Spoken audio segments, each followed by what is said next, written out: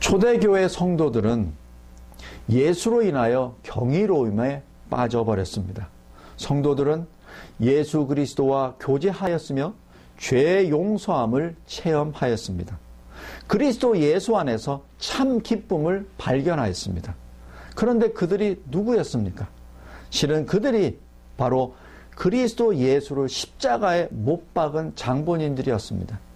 그러나 하나님이 예수를 죽은 자 가운데서 부활시키셨으며 예수를 주시오 그리스도로 선언하셨습니다.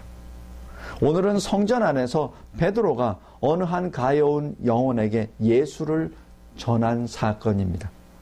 은과 금은 내게 없거니와 내게 있는 것으로 내게 주노니 곧 나사렛 예수 그리스도의 이름으로 일어나 걸으라. 베드로와 요한은 예수께서 구약의 모든 예언을 다 이루셨다는 사실을 증거하였습니다. 베드로와 요한은 기도 시간이 되어서 기도하기 위해 성전에 올라갔습니다.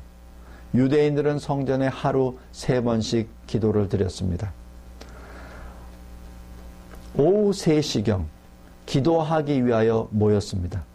마침 베드로와 요한 사도도 도착하였습니다. 그때 어느 한 안진뱅이가 다른 사람들의 도움을 받으며 성전 입구에 옮겨졌습니다.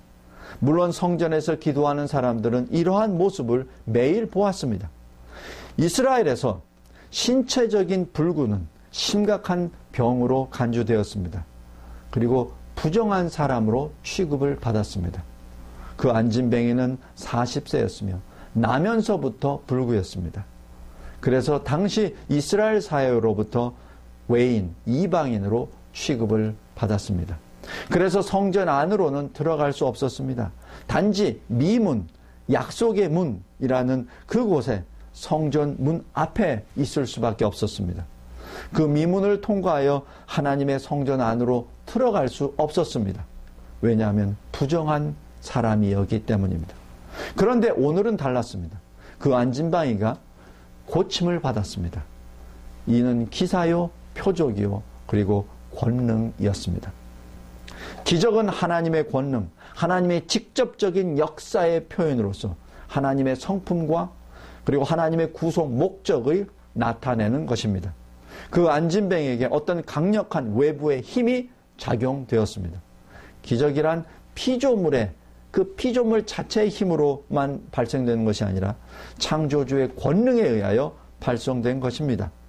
베드로는 요한과 함께 그 안진뱅이에게 우리를 보라 말하였습니다. 이어서 금과 은은 내게 없거니와 내게 있는 것으로 내게 주노니 곧 나사렛 예수 그리스도의 이름으로 일어나 걸으라 명령하였습니다. 지금 베드로는 지금 이 안진뱅이가 할 수 없는 일을 지금 명령하고 있습니다. 사람으로서는 할 수 없으나 그러나 하나님으로서는 다 할 수 있기 때문입니다. 마태복음 19장 26절입니다. 창조주께서 지금 역사하신 것입니다. 안진뱅이가 난생 처음 자신의 발로 일어나서 걷고 뛰었습니다. 이것이야말로 생명을 작동시키는 권능이요 힘이었습니다. 날 때부터 잘못된 발의 뼈가 다시 제자리로 찾았으며 근육이 생겨났고 움직일 수 있게 되었습니다. 안진뱅이가 일어나는 이 기적은 베드로를 통하여 일어났으나 지금 베드로는 지금 자기가 아닌 다른 사람을 지목하고 있습니다. 누굽니까? 그 기적은 나사렛 예수 그리스도의 이름으로 일어난 것입니다. 이는 이 기적의 근원, 이 기적의 능력이 베드로가 아니라 예수 그리스도라는 점을 증거하고 있습니다. 예수께서 하신 이 일을 나타내는 표적입니다. 이는 이사야 선지자의 예언을 성취한 사건입니다. 이사야서 35장 5절 6절에 말하기를 그때 소경의 눈이 밝을 것이며 귀머거리의 귀가 열릴 것이며 그때 저는 자는 사슴같이 뛸 것이며 벙어리의 혀는 노래하리라. 이사야의 예언은 인간의 타락 이전 에덴 동산의 회복을 말하고 있습니다. 예수께서 오신 것은 이 예언을 완전하게 성취하는 과정의 시작이었습니다. 하나님의 영은 회복의 영입니다. 마지막 아담이신 예수는 이 세상을 죄로부터 원래 영광의 모습으로 회복시키기 위하여 오셨습니다. 온 창조 세계의 피조물이 지금까지 함께 탄식하며 함께 고통을 받으며 그 성취되는 날을 기다리고 있습니다. 지금 우리는 사도들의 사역을 통하여 다가올 새로운 시대의 권능을 보고 있습니다. 안진뱅이가 일어난 것은 그날 그때의 표적입니다. 왕께서 주께서 그 일을 행하신 것입니다. 이 기적을 통하여 이 병을 치유하는 능력을 통하여 예수의 사도됨을 또한 입증하기도 합니다. 기적은 단지 권능의 행동이며 표적일 뿐만 아니라 경이로운 사건입니다. 안진뱅이가 일어나는 기적으로 그곳에 보고 있던 모든 사람들은 하나님의 권능에 대한 경이로움을 체험하였습니다. 성령의 능력을 보았습니다. 8절과 9절에 뛰어 서서 걸으며 그들과 함께 성전에 들어가서 걷기도 하고 뛰기도 하고 하나님을 찬미하더라. 이 기적은 다가올 세상의 모습을 잠시 보여준 사건입니다. 이 기적은 재창조된 만물의 질서를 나타내는 표적입니다. 이 세상에서 불구의 몸을 가지고 태어난 사람에게 앞으로 다가올 세상에서 갖게 될 자유와 축복의 영광의 약속을 잠시나마 보여준 것입니다. 병고침은 도래하는 하나님의 나라를 나타내는 표적입니다. 세례 요한이 감옥에 갇혔을 때 오실 그이가 당신이옵니까? 아니면 다른 사람을 기다려야 합니까? 라고 그 의구심을 표현하였습니다. 이때 예수께서 확신을 주시는 가시적인 역사가 바로 이 치유의 역사였습니다. 예수님은 이 역사를 이사야서 35장을 말씀을 인용하며 증거하였습니다. 병고침 자체는 그러나 천국 제일의 목적이 아닙니다. 병이란 이 세상의 조화가 깨어져 있음을 나타내는 것입니다. 병은 하나님의 권능에 의하여 나타난 것이 아닙니다. 병의 원인은 죄입니다. 죽음의 원인은 죄인입니다. 이 세상에서 죄가 없다면 병도 없고 죽음도 없을 것입니다. 예수님은 이 세상에 이 질병과 죽음을 가지고 들어온 죄값을 치르기 위하여 오셨습니다. 이사야서 53장 5절에 그의 상함은 우리의 죄악을 인함이라. 예수님은 신체적인 병, 이 질환을 고치는 것과 죄를 덮는 일, 이것을 함께 보여주신 것입니다. 우리는 장차 이 병 고침을 받을 것이며 새롭고 완전한 영체로 부활할 것입니다. 하나님은 지금 이 세상에서 우리의 병을 고쳐주실 수 있습니다. 그러나 죽음은 여전히 우리에게 다가옵니다. 병 고침을 받은 안진뱅이였던 자는 성전 안에서 걷기도 하고 뛰기도 하였으나 결국은 죽었습니다. 우리가 살고 있는 세상, 여전히 산고의 고통 아래 신음하고 끙끙 앓고 있습니다. 모든 만물이 새롭게 되는 그 날을 기다리고 있습니다. 우리는 단지 일시적인 병 고침에 소망을 두고 있지 않습니다. 그날 우리의 영혼과 우리의 육신이 완전히 회복되는 그날, 그리스도로 인하여 완전하고 영원한 고침을 받는 그날에 우리는 소망을 두고 있습니다. 이 세상에서 육신의 병 고침을 받는 것은 그날 우리의 영혼과 육신의 완전하고 영원한 회복과 부활을 나타내는 표적입니다. 이 기적을 통하여 예수께서 우리의 죄를 어떻게 사하여 주시는 것을 보여주십니다. 우리가 할 수 없는 것을 주님이 명령하신 것입니다. 날 때부터 안진뱅이였던 자 보고 일어나 걸어라.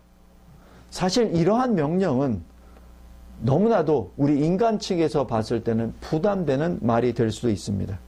왜냐하면 안진뱅이는 일어나서 걸을 수 없기 때문입니다. 그러나 성도 여러분, 이것이 복음입니다. 우리에게는 불가능하지만 하나님 손에 붙잡히면 가능합니다. 그래서 수많은 사람들의 입술로부터 찬양이 터져 나옵니다. 각 나라와 족속과 방언과 이루 다할 수 없는 그 많은 사람들이 하나님 앞에, 어린 양 앞에 구원은 하나님 보좌와 그리고 어린 양에게 있도다라고 찬양하고 외치는 것이 바로 이것입니다. 이 사실이 복음입니다. 복음은 우리를 불러 회개하라고 또 믿으라고 합니다. 그리스도만을 믿으라고 합니다. 구원을 위하여 그리스도만을 믿으라고 명령하고 있습니다. 우리의 굳은 마음은 그러나 죄로 말미암아 죽었기에 이러한 명령에 순종할 수가 없습니다. 예수님이 나사로를 죽은 자 가운데서 불러내신 후에 이렇게 말씀하셨습니다. 요한복음 11장 25절 26절에 나는 부활이요 생명이니 나를 믿는 자는 죽어도 살겠고 무릇 살아서 나를 믿는 자는 영원히 죽지 아니하리라. 다시 말하면 예수님은 육신의 기적을 통하여 영적인 진리를 선포하고 계십니다. 육신의 죽음은 영적인 죽음을 설명하고 있습니다. 앞을 못 보고 듣지 못하는 것은 우리가 진리를 알고 하나님의 말씀을 듣는 능력이 죄로 말미암아 차단되었기 때문입니다. 그러므로 안진뱅이가 병고침을 받아 걷고 뛰고 하나님을 찬양하는 것은 사도들이 단순히 육신을 낫게 한 그 능력 이상을 의미합니다. 성도 여러분, 경이로움과 권능 이상으로 병고침의 기적은 그 이상의 것을 설명하고 있습니다. 병고침의 기적은 우리에게 영적 치유의 길을 보여주고 있기도 합니다. 복음은 우리에게 명령합니다. 죄를 회개하라. 그리고 구원을 받으라. 오직 그리스도만을 통하여 구원을 받으라. 오직 그리스도만을 믿고 신뢰하라. 그가 주시는 구원을 받으라. 우리 죄인의 마음은 그러나 회개도 하지 못하며 그리스도를 믿을 수도 없습니다. 그래서 예수님께서 이렇게 말씀하십니다. 요한복음 6장 44절에 나를 보내신 아버지께서 이끌지 아니하면 아무라도 내게 올 수 없느니. 이끈다는 것은 친절하게 이렇게 이끄는 것이 아닙니다. 아예 붙들고 끌고 가는 것입니다. 주님이 하나님 아버지께서 우리를 끌고 붙들고 주님 앞으로 우리 예수 그리스도를 끌고 가지 아니하면 우리는 믿을 수 없습니다. 우리는 구원받을 수 없습니다. 우리가 믿는 것은 그래서 하나님의 은혜라 말하고 있습니다. 예수 그리스도께서 요한복음 8장 34절 36절에 이렇게 말씀하십니다. 진실로 진실로 너에게 이르노니 죄를 범하는 자마다 죄의 종이라.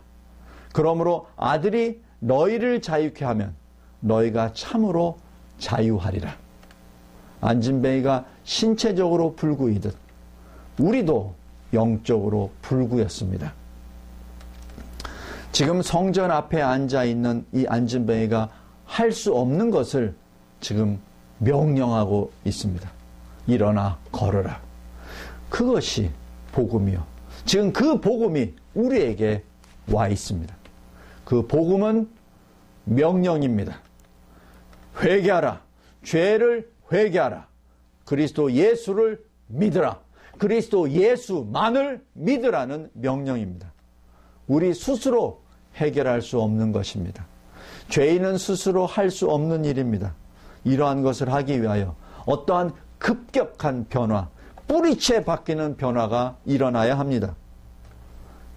베드로도 안진뱅이가 나은 것을 자기의 능력으로 이루어진 것이라고 자랑할 수 없었습니다. 또는 자신과 하나님과 협력하여 어떻게 이루었다고 자랑할 수도 없었습니다. 이 기적은 오직 하나님에 의한 것입니다. 하나님으로부터 시작해서 하나님으로 결론을 맺은 것입니다. 사실 베드로가 한 일은 손을 그 안진뱅이에게 내민 것밖에 없습니다. 베드로는 단지 하나님의 손에 잡혀 하나님의 권능을 전달하는 수단에 불과한 것입니다.